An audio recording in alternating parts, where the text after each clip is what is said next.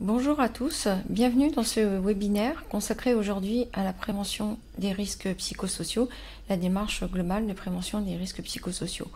Vous êtes très nombreux à vous être inscrits à ce webinaire et nous vous en remercions. Nous allons être deux intervenants dans ce webinaire. Tout d'abord, moi-même, expert d'assistance au conseil en prévention des risques psychosociaux à l'INRS, et mon collègue Marc Benoît, formateur sur les risques psychosociaux également à l'INRS. Ce webinaire va durer à peu près 1 heure. Il fait partie d'un ensemble plus général de webinaires. Aujourd'hui, ce webinaire sera consacré à la démarche de prévention des risques psychosociaux dans leur ensemble. Démarche applicable quels que soient les secteurs, que ce soit le secteur public ou privé, ou les secteurs d'activité professionnelle. Démarche globale aussi, applicable à toute taille d'entreprise, sauf dispositions particulières, mais qui ne remet pas en cause la démarche globale. Donc voici les différents points que nous allons aborder. Tout d'abord, nous allons passer en revue quelques définitions et quelques données chiffrées par rapport aux risques psychosociaux. Mon collègue Marc Benoît vous présentera le cadre général de la prévention des risques psychosociaux, les 4 circonstances pour agir en prévention et les 5 étapes à suivre. Je reprendrai la parole en vous présentant les différentes méthodes et outils disponibles pour aider à la prévention des risques psychosociaux. Ensuite, nous aborderons les quelques questions que vous nous avez adressées. Et pour terminer, je vous indiquerai quelques ressources complémentaires. Donc tout d'abord, des définitions et quelques données chiffrées. Donc les risques psychosociaux correspondent à des situations de travail où sont présents combinés ou non du stress, c'est-à-dire une perception d'un déséquilibre entre les contraintes et les ressources que la personne a à sa disposition pour y faire face, des violences externes, c'est-à-dire tout ce qui est agression, incivilité, tension avec du public, des clients, des patients, des usagers. Et enfin, des violences internes, c'est-à-dire des tensions ou des conflits entre des personnes à l'intérieur de l'entreprise. Ce sont des risques qui peuvent être induits par l'activité elle-même ou générés par l'organisation et les relations de travail. C'est ce que nous appelons les facteurs de risque psychosociaux. Ces facteurs de risque s'analysent au regard de l'activité concrète des salariés. Cette définition peut être aussi représentée par le schéma suivant, où au centre on a les risques psychosociaux, à gauche les facteurs de risque, donc l'intensité et le temps de travail, les exigences émotionnelles, la faible autonomie au travail, les rapports sociaux dégradés, les conflits de valeurs, l'insécurité, la situation de travail. Ces risques psychosociaux peuvent avoir des conséquences pour les salariés, notamment sur la santé, et également des conséquences pour l'entreprise. Alors voici quelques données chiffrées sur l'exposition aux facteurs de risques psychosociaux. Ces chiffres sont issus des enquêtes de la DARES sur les conditions de travail et les risques psychosociaux de 2016 et de 2019. Alors, parmi les salariés actifs, 45% déclarent devoir toujours ou souvent se dépêcher. Ici, on a une illustration de l'intensité du travail. 27% déclarent devoir cacher leurs émotions, faire semblant d'être de bonne humeur, toujours ou souvent. Ici, on est sur une illustration des exigences émotionnelles. 9% disent devoir faire des choses dans leur travail qu'ils désapprouvent. Ici, on est sur une illustration des conflits de valeurs. 30% signalent avoir subi au moins un comportement hostile dans le cadre de leur travail au cours des 12 derniers mois. Ici, nous avons une illustration des rapports sociaux dégradés. 25% disent devoir faire appel à d'autres en cas d'incident. Ici, on est sur le manque d'autonomie. Et enfin, 25% déclarent craindre de perdre leur emploi. Ici, on est sur l'insécurité de la situation de travail. Quelques données chiffrées sur la reconnaissance en accident du travail maladie professionnelle. Une publication de l'assurance maladie risque professionnel de janvier 2018 atteste qu'en 2016, 10 000 affections psychiques avaient été reconnues en accident du travail. Près de 600 dossiers avaient été reconnus en maladie professionnelle par les comités régionaux de reconnaissance des maladies professionnelles, car effectivement, il n'existe pas de tableau de maladies professionnelles pour les affections psychiques. Il faut présenter un dossier examiné par ces comités régionaux. En 2020, 1441 affections psychiques ont été reconnues en maladie professionnelle par ces mêmes comités régionaux, ce qui représente une augmentation de 37% par rapport à 2019. Et ces affections psychiques étaient à 80% des dépressions. Je vais maintenant passer la parole à mon collègue Marc Benoît qui va vous présenter le cadre général de la démarche de prévention des risques psychosociaux, les 4 circonstances pour agir en prévention et les 5 étapes à suivre. Merci Valérie. Nous allons voir ensemble maintenant le cadre général de la prévention des RPS avec un premier point sur en fait l'évolution du contexte qui est plus favorable actuellement à une prise en charge par les acteurs de l'entreprise de la prévention des RPS. Il y a 3 éléments qui rendent plus facile cette prise en charge par les acteurs internes dans l'évolution de ces 10 dernières années. D'abord, c'est une acceptation beaucoup plus partagée des risques psychosociaux comme ressortant de l'obligation de prévention des risques professionnels pour l'ensemble des acteurs, et employeurs, représentants du personnel et salariés, et les institutions de santé au travail. Il est plus évident maintenant qu'il y a une dizaine d'années que les risques psychosociaux font partie de la famille des risques professionnels. Le deuxième point qui rend plus facile la prise en charge par les acteurs de l'entreprise, c'est qu'on a maintenant des connaissances scientifiques validées qui permettent de légitimer les facteurs de risque psychosociaux dans l'organisation du travail, notamment une expertise INSERM et aussi le rapport GOLAC qui a permis d'offrir également une catégorisation des facteurs de risque psychosociaux qui sont catégorisation qui maintenant est partagée par l'ensemble des acteurs. Le troisième point qui va faciliter aussi, bien sûr, et qui se construit aussi sur la base des 2 autres premiers points, le troisième point qui rend possible la prise en charge par les acteurs, c'est finalement maintenant l'existence d'outils partagés, connus, diffusés, à la fois pour l'analyse des situations de travail, ou pour l'analyse en cas, par exemple, d'accident du travail ou de maladie professionnelle due aux risques psychosociaux. Ces outils sont des outils produits par les institutions nationales et quelquefois régionales, ou comme ceux notamment de l'INRS. Sur la base de cette évolution, on peut faire évoluer les objectifs et les intentions de la démarche de prévention des RPS. Notamment, ce qui est vraiment central dans l'évolution possible actuellement, c'est de faire en sorte que les acteurs de l'entreprise assurent plus souvent aussi bien la préparation de la démarche entre eux, mais aussi l'analyse des situations de travail plutôt que de dépendre d'acteurs externes, institutionnels ou consultants.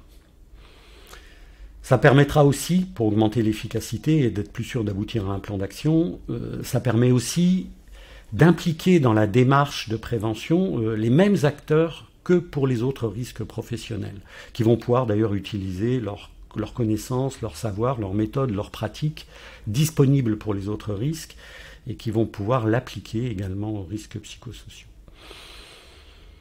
Et ça suppose aussi d'avoir comme troisième objectif d'utiliser les mêmes cadres de référence méthodologiques ou institutionnels ou alors les mêmes cadres de droit que ceux qu'on utilise et qui cadrent la démarche de prévention de l'ensemble des autres risques professionnels, ce qui va nous permettre de parler par exemple d'intégration de l'évaluation des RPS dans le document unique et ce qui va nous permettre de parler d'analyse d'accidents dus au RPS par exemple. Cette possibilité, cette évolution de la démarche de prévention pour faire que les acteurs de l'entreprise s'en emparent, de la même façon qu'ils peuvent le faire pour l'ensemble des autres risques professionnels, va se concrétiser notamment dans 4 circonstances qui sont des circonstances d'action de la prévention et 5 étapes de cette démarche chronologique dans l'entreprise. Les 4 circonstances pour agir en prévention des risques psychosociaux, mais qui sont aussi 4 circonstances pour agir en prévention des risques professionnels en général, c'est pour ça qu'il est pertinent de les utiliser aussi pour les risques psychosociaux, c'est des circonstances d'évolution de la matérialité du risque, de la réalisation du risque. D'abord, la première circonstance, c'est lorsqu'on évalue des RPS en cas de projet qui modifie les conditions de travail. La deuxième circonstance, où là les situations de travail existent, c'est les circonstances où on évalue les RPS de situations de travail qui existent déjà et pas seulement qui sont en projet ou en cours d'évolution. Troisième circonstance, non seulement les situations de travail existent, mais il y a sans doute une exposition manifeste, c'est agir suite à une alerte, notamment en cas de plainte ou d'affection avérée. Et la dernière circonstance d'action en prévention, qui est vraie également pour les autres risques, c'est lorsque malheureusement on a une atteinte à la santé déclarée en AT-MP, où le travail de prévention est d'analyser les causes de cette atteinte à la santé pour éviter qu'elle se reproduise pour cet opérateur ou un autre opérateur. Ces quatre circonstances correspondent en réalité aussi à l'objectif d'internaliser la prévention des risques psychosociaux. Elles correspondent, ces 4 circonstances, à des obligations et des prérogatives dans le droit qui font que les acteurs de l'entreprise doivent agir. Lorsqu'il y a un projet, lorsqu'on doit réaliser le document unique, lorsqu'il y a une alerte ou lorsqu'il y a un accident, les acteurs de la prévention, l'employeur, les représentants du personnel, les préventeurs de métier, les salariés, se posent la question de comment agir dans cette circonstance en respectant le droit et comment faire méthodologiquement. Ces 4 circonstances, on l'a déjà dit, sont aussi vraies et cadrent également la prévention des autres risques professionnels. Il y a aussi l'évaluation des autres risques professionnels en cas de projet, en cas d'évaluation des risques dans le document unique, mais aussi en cas d'alerte et en cas d'accident. Et ça, cette communauté finalement des circonstances pour agir dans la prévention des risques professionnels et des autres risques permettent le rapprochement avec entre la prévention des RPS dans l'entreprise et ceux des autres risques. Mais le fait, cette évolution qui va vers l'internalisation de la prévention des RPS n'exclut pas de faire appel à des ressources externes comme les services de prévention et de santé au travail, ou alors aux caisses régionales de santé au travail, comme on peut le faire d'ailleurs pour les autres risques, où on peut avoir ponctuellement besoin d'une expertise externe à certaines étapes de la démarche de prévention. Après donc avoir présenté les circonstances pour agir, nous allons développer ensemble maintenant les étapes de la démarche de prévention des RPS, les 5 étapes. Préparer la démarche de prévention, ensuite analyser les situations de travail, élaborer un plan d'action, mettre en œuvre le plan d'action et suivre et évaluer les actions. La première étape, donc toutes ces étapes doivent impliquer les acteurs de l'entreprise. La première étape, vraiment, est sans doute la plus importante dans la finalité d'aboutir à un plan d'action. Pour que cette démarche aboutisse à un plan d'action et ne crée pas de risques supplémentaires, y compris de risques RPS, il faut éviter que le déroulement de la démarche ne devienne l'objet de rapports de force, de tensions entre les acteurs impliqués dans la démarche, parce qu'ils n'ont pas prévu certaines difficultés ou certains désaccords qui pourront apparaître en cours de démarche. Donc cette préparation a pour finalité de réduire les tensions possibles et les désaccords, de les anticiper, de les négocier avant de commencer la démarche pour éviter que les acteurs, l'employeur, les représentants du personnel, mais bien sûr aussi les salariés, ne soient en difficulté au cours d'une démarche de prévention des RPS. Donc, ces acteurs, dès le début, vont avoir intérêt à négocier des règles qui vont encadrer et qui vont définir un compromis, un consensus entre eux sur l'organisation du travail de prévention, et même plus que des règles, l'intérêt peut être de préparer des outils, de valider à l'avance les outils, notamment les outils d'analyse de situation de travail, donc des outils partagés qui cadreront a priori leur action, et qui feront aussi d'ailleurs que les salariés qui entrent dans la démarche, en entrant dans la démarche, auront une idée du déroulement que eux vont suivre et de leur rôle tout au cours de la démarche. Bien sûr, ces règles, elles organisent le travail de prévention et elles doivent respecter le droit et les obligations de chacun. Donc ces règles qui vont être discutées, négociées de façon paritaire, doivent bien sûr respecter le droit et les obligations de chacun et ont pour objectif de protéger les acteurs, l'ensemble des acteurs dans la démarche, pour que la démarche de prévention des RPS ne devienne pas elle-même cause de risques psychosociaux. Pour préparer la démarche de prévention, il va falloir définir un certain nombre de règles, comme nous venons de le voir, et ces règles, pour être efficaces, pour réduire les tensions possibles et pour aboutir encore plus possiblement à un plan d'action, doivent respecter un certain nombre de critères, et notamment, d'abord, centrer la démarche de prévention sur les causes du risque dans le travail et son organisation, et non sur les comportements individuels ou la recherche de responsabilité.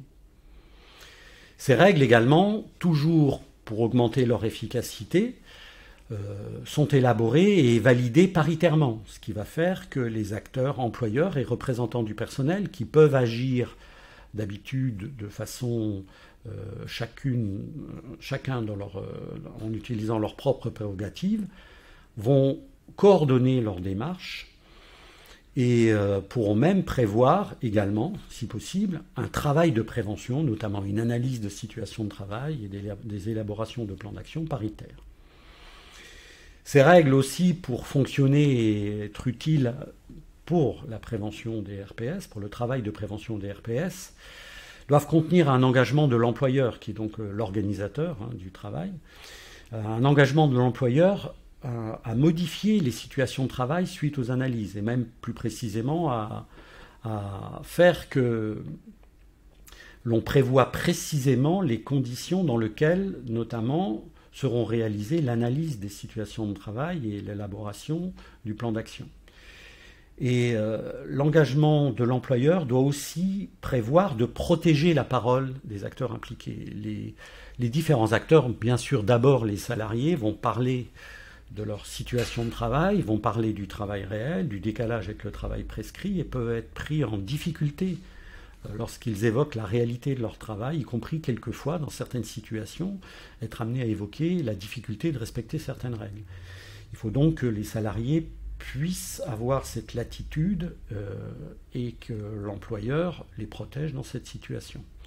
Mais c'est aussi également la possibilité de protéger des acteurs qui ne font pas partie de la direction, qui n'ont pas de mandat de représentant du personnel, mais qui sont impliqués dans la démarche et qui pourraient être mis en difficulté de par leur rôle de préventeur, comme par exemple une infirmière du travail dans l'entreprise ou un préventeur d'entreprise qui pourrait se retrouver en situation de tension avec l'employeur ou les représentants du personnel. Ces règles aussi, pour être efficaces, sont formalisées par écrit et elles doivent aussi être connues, donc diffusées au personnel. Et aussi, pour continuer à être efficaces, elles doivent être rediscutées, renégociées, rediscutées, notamment à l'occasion du changement des instances représentatives du personnel et aussi éventuellement, notamment en cas de changement de direction.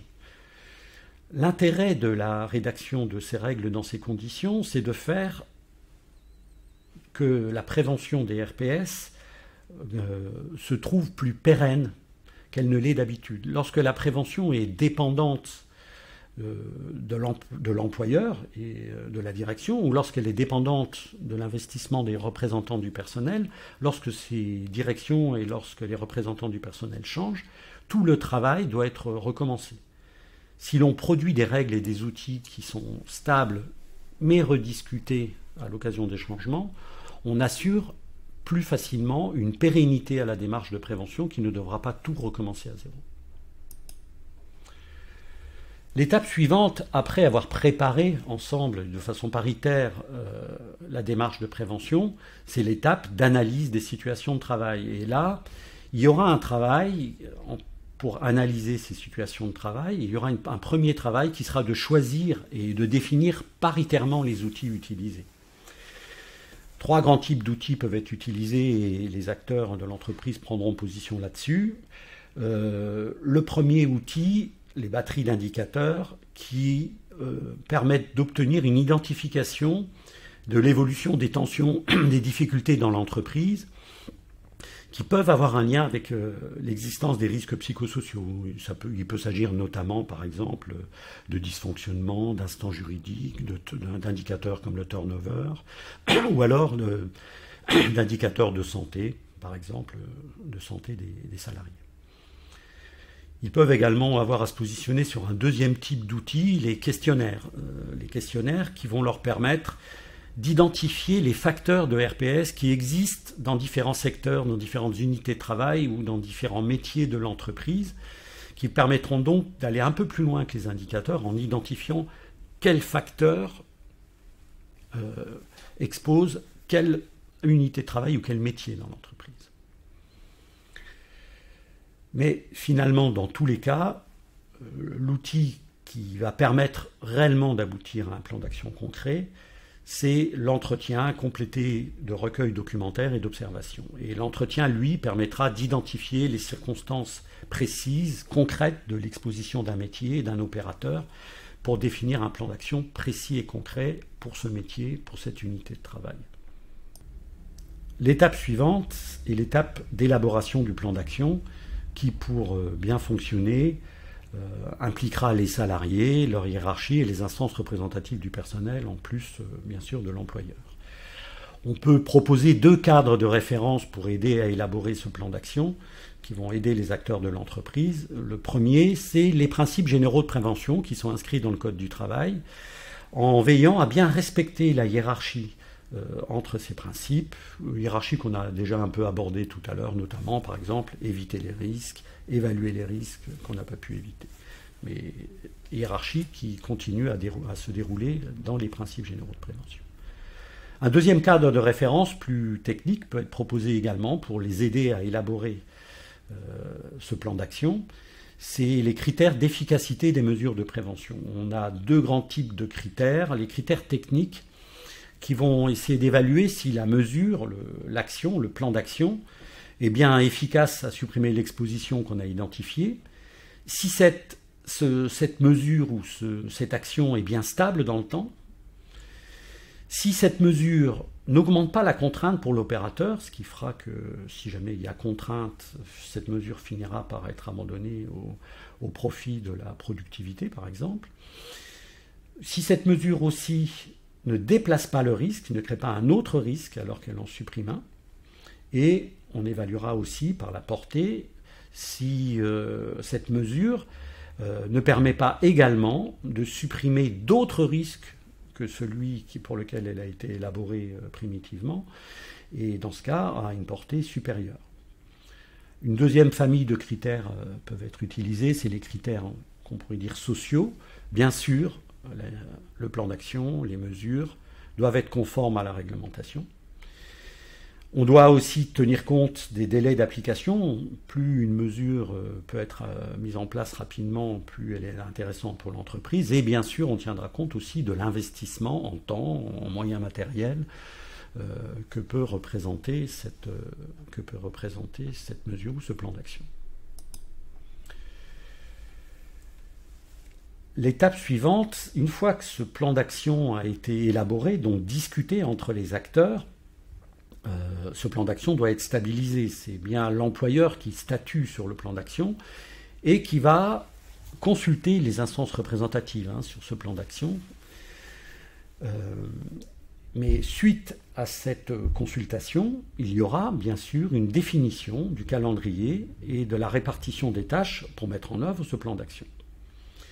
À cette étape, d'ailleurs, on peut noter qu'il y a un rôle de l'encadrement à cette étape de mise en œuvre du plan d'action, puisque dans leur unité de travail, les encadrants, bien sûr, peuvent participer à cette mise en œuvre, comme ils participent d'ailleurs à l'élaboration du plan d'action. Mais il faut bien veiller aussi à ce que, dans cette mise en œuvre du plan d'action, les encadrants soient également considérés comme des opérateurs pour lesquels on devra aussi avoir un plan d'action pour réduire leur propre exposition aux risques psychosociaux.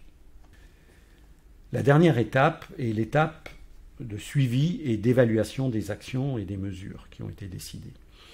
Pour réaliser ce suivi et cette évaluation des actions, on a deux grands types d'outils possibles. Le premier, c'est suivre l'évolution d'indicateurs de risque qui ont été produits avant et pendant la démarche. Alors on a pour ça deux types d'indicateurs. Des indicateurs un peu généraux de fonctionnement où on évalue, qu'on a évoqué tout à l'heure d'ailleurs, où on évalue qu'il y a moins de dysfonctionnement, par exemple, qu'il y a moins de turnover, ou qu'on évalue qu'il y a moins d'atteintes à la santé. Mais on peut aussi utiliser, pour évaluer les mesures, des indicateurs plus précis sur l'organisation de production, des indicateurs quantitatifs, par exemple, comme mesurer que le nombre de bourrages machines dans l'atelier a bien diminué et que de cette façon-là, on a réduit la tension et les difficultés pour les opérateurs.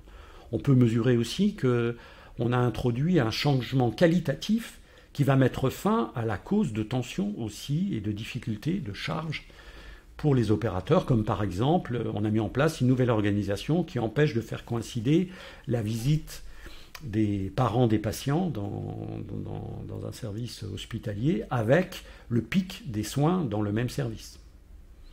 Mais on peut également utiliser pour cette étape de suivi et d'évaluation des actions simplement une interrogation des salariés pour, avec eux, identifier déjà si ces mesures, ces actions sont acceptables, si elles n'augmentent pas les tensions dans la production et les difficultés dans la production, et surtout si elles sont efficaces, c'est-à-dire qu'elles ont pu réduire les tensions tout en continuant à produire sans aucune tension supplémentaire.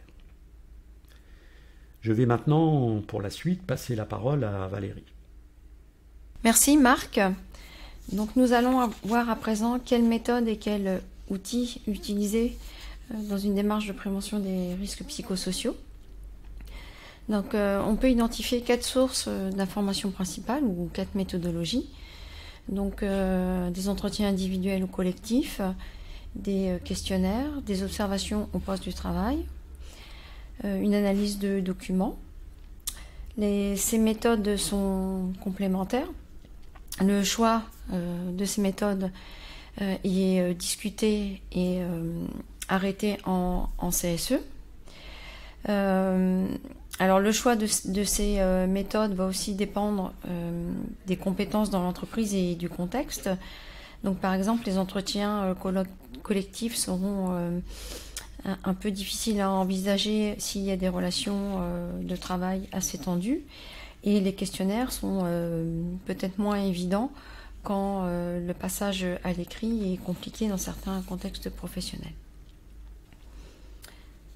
Alors, tout d'abord, pour mener des entretiens individuels ou collectifs, on dispose dans différents supports de l'INRS des grilles d'entretien. Donc, tout d'abord dans l'outil RPSDU, qui est une grille de questionnement en 26 points sur les facteurs de risques psychosociaux. Il s'agit en fait d'une trame d'entretien collectif qui est à adapter pour des entretiens individuels. Cette grille a été proposée pour aider les entreprises à intégrer les risques psychosociaux dans le document unique.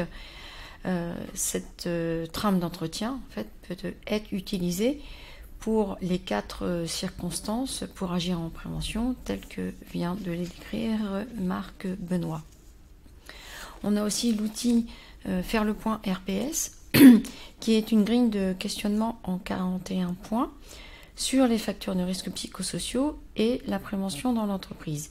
Il s'agit également d'une trame d'entretien collectif adaptée pour des entretiens individuels. Et cet outil a été proposé pour aider les petites entreprises à intégrer les risques psychosociaux dans le document unique. Dans cette brochure qui porte sur la démarche d'enquête paritaire en cas de suicide ou de tentative de suicide, on a un guide d'entretien qui reprend la catégorisation des facteurs de risque psychosociaux qui vous a été présenté en début du webinaire. Cette grille d'entretien peut être utilisée pour toute démarche d'enquête paritaire suite à une atteinte à la santé ou suite à une alerte RPS. Dans cette autre brochure, nous avons donné des repères méthodologiques pour mener des entretiens suite à une alerte RPS. Donc il s'agit de questions pour entendre la plainte et la souffrance des salariés, pour clarifier la demande d'action du salarié et pour vérifier que la situation en question peut aboutir à une démarche de prévention collective. On peut aussi envisager le recours à des questionnaires individuels. C'est possible quand on veut interroger un nombre important de salariés en même temps. Donc peut-être qu'il est important de rappeler ce qu'on entend par questionnaire individuel. Donc il s'agit d'une liste de questions fermée avec plusieurs modalités de réponse différentes qui peut parfois aussi s'accompagner de questions ouvertes. Quand on dit questionnaire, en fait, il s'agit de répondre de façon anonyme et les questionnaires donnent lieu à des traitements, soit en termes de pourcentage de réponse, soit à des traitements statistiques un peu plus sophistiqués, tels que des calculs de score sur des échelles de mesure ou encore calculs de corrélation pour faire des liens entre, par exemple, l'exposition à des facteurs de risque et des atteintes à la santé. Alors, il y a des précautions à prendre quand on envisage le recours à des questionnaires individuels.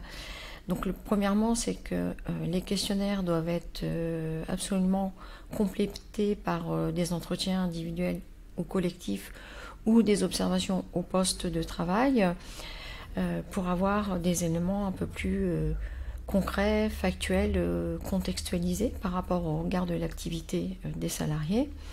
Il est important d'anticiper les ressources et les compétences nécessaires pour le traitement des questionnaires.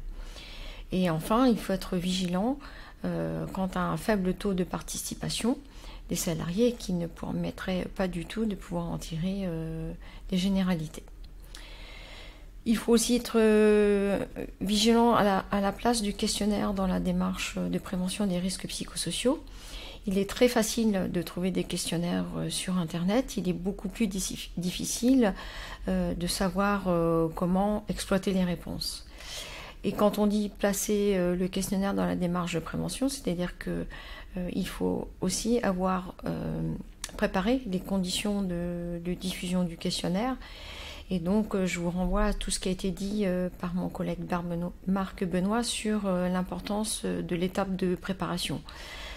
Diffuser un questionnaire sans avoir préparé la diffusion de ce questionnaire sera inutile, voire contre-productif.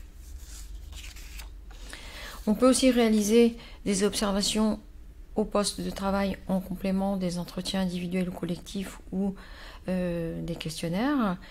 C'est une autre façon de comprendre le travail effectué par les salariés, dans la mesure où les observations peuvent permettre d'avoir accès à des contraintes de travail, à des manières de faire, ou encore à des régulations qui ne sont pas forcément verbalisées par les salariés au cours d'entretien, car totalement intériorisées.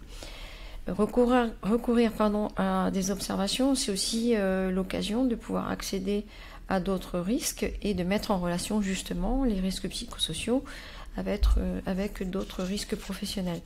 Donc par exemple, si on prend le risque de circulation dans l'entreprise, la circulation dans l'entreprise, les déplacements dans l'entreprise peuvent à la fois présenter un risque d'accident du travail, mais aussi peuvent dénoter d'une certaine intensité du travail. Donc on peut combiner de cette façon les risques professionnels de manière générale et les risques psychosociaux.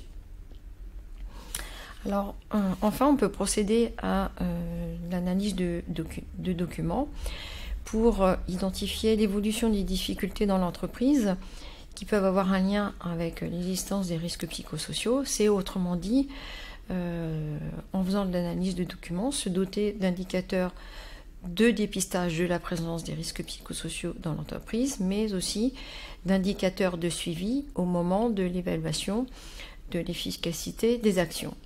Marc Benoît vous en a parlé précédemment.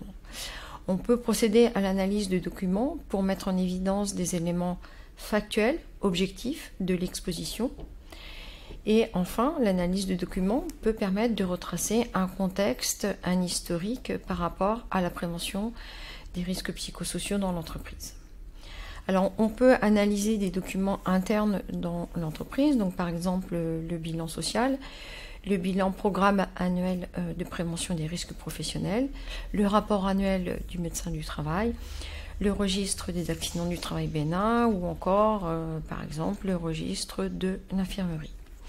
Concernant les traces de l'activité des salariés, ça peut être par exemple le planning de travail des salariés, les rapports annuels produits par les salariés, le nombre de ventes réalisées, etc., etc.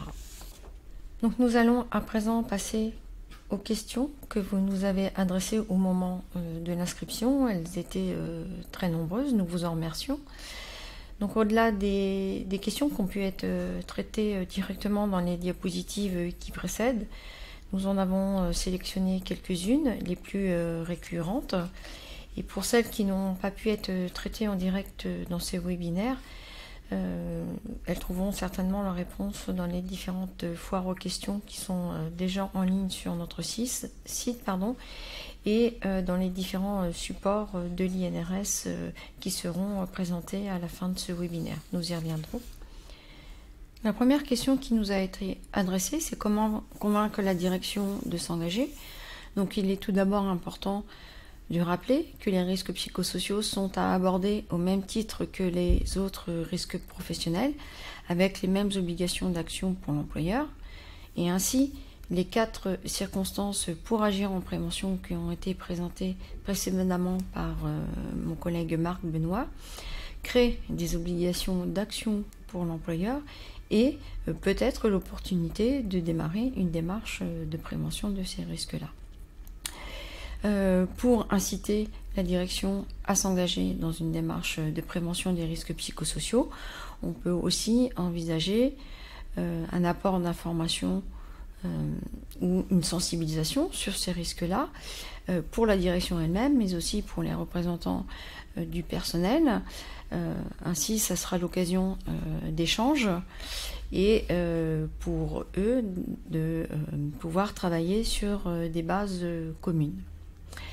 Ce qui peut aussi rassurer les directions, c'est de dire qu'il existe des outils disponibles qui peuvent être utilisés et qui peuvent aider à structurer une démarche de prévention. Donc la deuxième question concerne le rôle que peuvent avoir les responsables des ressources humaines ou les DRH. Donc en fait, bien sûr, l'employeur reste le responsable de cette démarche de prévention. Le responsable des ressources humaines ou le DRH peuvent être impliqués en tant que membre du CODIR. Il se peut aussi que le plan d'action retenu va venir rejoindre le périmètre d'action du responsable des ressources humaines ou du DRH. Et à ce titre-là, il pourra être impliqué, notamment si le plan d'action porte sur le dispositif d'évaluation des salariés, sur la formation, sur des systèmes de reconnaissance des salariés ou encore sur le contrôle de l'activité. Mais le responsable des ressources humaines ou le DRH n'est pas le seul qui peut être impliqué dans le CODIR. D'autres membres du CODIR peuvent également être impliqués, par exemple le directeur de la production ou le directeur des ventes, s'il s'avère que des choix d'organisation de la production ou des choix commerciaux peuvent avoir un impact en termes de risques psychosociaux. Et dans tous les cas, il est important de ne pas oublier l'évaluation des risques psychosociaux des responsables des ressources humaines. Ensuite, quel rôle pour les responsables QHSE, HSE ou chargés de prévention? Ils ont le même rôle à jouer que pour les risques professionnels de manière générale. Si ces responsables HSE ou chargés de prévention ne sont pas forcément à l'aise avec ces risques-là, mais il est possible qu'ils soient formés, notamment sur la définition des risques psychosociaux, sur les facteurs de risque, sur les atteintes à la santé et sur la manière d'engager une démarche de prévention collective. Le fait que ces responsables HSE ou ces chargés de prévention s'occupent de la prévention des risques psychosociaux, c'est aussi faire en sorte qu'ils soient considérés comme les autres risques professionnels. Quatrième question, dans quel cas faire appel à une ressource extérieure? Donc effectivement, il peut arriver que les acteurs de l'entreprise se sentent démunis pour initier seuls un travail de prévention sans accompagnement. Donc pour initier un travail de prévention, il est possible d'envisager le recours à des ressources extérieures telles que le service de prévention de la caisse régionale CARSAT, CRAMIF ou CGSS, dont l'entreprise dépend, ou au service de santé au travail de l'entreprise. Ces ressources extérieures pourront aider à initier un travail de prévention, pourront faire une information ou une formation sur les risques psychosociaux ou délivrer des conseils méthodologiques. Le recours à un consultant externe peut s'avérer nécessaire si l'entreprise n'a pas les moyens en temps, en compétences, si elle manque de recul ou d'objectivité par rapport à ces risques-là, ou encore si la situation est très tendue. L'apport du consultant extérieur sera principalement sur le travail d'analyse des situations de travail. Ce recours à des ressources extérieures sera ponctuel et limité. Il est en effet important de prévoir un transfert de compétences pour que l'entreprise puisse devenir autonome sur la prévention des risques psychosociaux, comme elle doit l'être en fait pour les autres risques professionnels. Pour prolonger ce webinaire, nous allons vous indiquer un certain nombre de ressources complémentaires. Donc tout d'abord, la brochure concernant la démarche de prévention des risques psychosociaux, qui est complétée par un dossier qui est paru dans la revue Hygiène et Sécurité du Travail en juin 2019. Nous avons également 7 dossiers web dédiés aux risques psychosociaux. Donc il y a tout d'abord un dossier web socle sur les risques psychosociaux et 6 autres dossiers web satellites, donc un sur le stress, un sur les agressions et les violences externes, un sur le harcèlement et les violences internes, un sur l'épuisement professionnel, un autre sur le suicide en lien avec le travail et un dernier sur le bien-être au travail. Pour faire de la sensibilisation sur les risques psychosociaux, on a un guide pour aider les managers à agir au quotidien en prévention des risques psychosociaux, un dépliant pour les salariés pour leur présenter les différents acteurs auxquels ils peuvent s'adresser, un certain nombre d'affiches pour combattre les idées reçues par rapport aux risques psychosociaux. L'ensemble de ces supports sont disponibles à l'adresse qui est indiquée ici.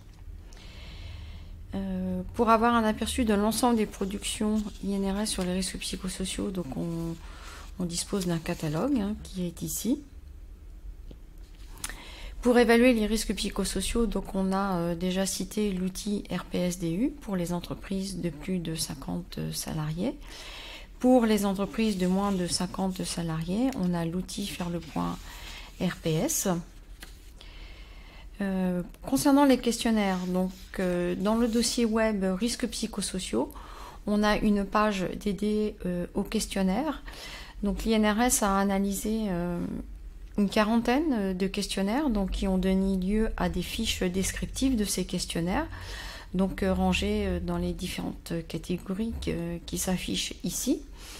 Donc voilà, c'est une information qui est à votre disposition. Par contre, il est important avant de prendre connaissance de ces fiches descriptives de questionnaires, de lire au préalable cet article-là, qui est ici, qui permet de situer les questionnaires dans la démarche de prévention du stress au travail et des risques psychosociaux. Comme on l'a dit précédemment, le recours à un questionnaire a besoin d'être vraiment anticipé. Quelques-uns d'entre vous en fait nous ont interpellés sur l'articulation notamment entre les risques psychosociaux et la qualité de vie au travail. Donc en ligne sur notre site vous avez ce document qui s'appelle décryptage. Vous êtes aussi un certain nombre à nous avoir posé des questions sur le télétravail, donc c'était pas l'objet de ce webinaire. Donc néanmoins, je vous indique quatre sources disponibles. Donc tout d'abord un guide sur les pistes de prévention, un autre guide sur le cadre juridique et conventionnel en relation avec la santé et sécurité. Nous avons un dossier web sur le sujet et enfin un dépliant pour les salariés.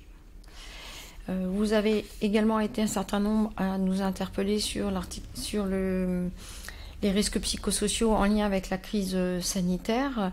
Donc nous avons une page dédiée à ce sujet et plus généralement nous avons un dossier web consacré à la crise sanitaire et la prévention en entreprise qui inclut notamment quelques repères sur les risques psychosociaux et sur le télétravail imposé. Je vous ai signalé en introduction de ce webinaire qu'il en existait plusieurs et que celui-ci d'aujourd'hui s'insère dans un ensemble.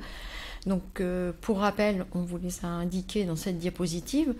Donc tout d'abord un webinaire pour les managers pour les aider à agir au quotidien en prévention des risques psychosociaux. Nous avons un webinaire sur l'évaluation et la prévention des risques psychosociaux de manière plus générale.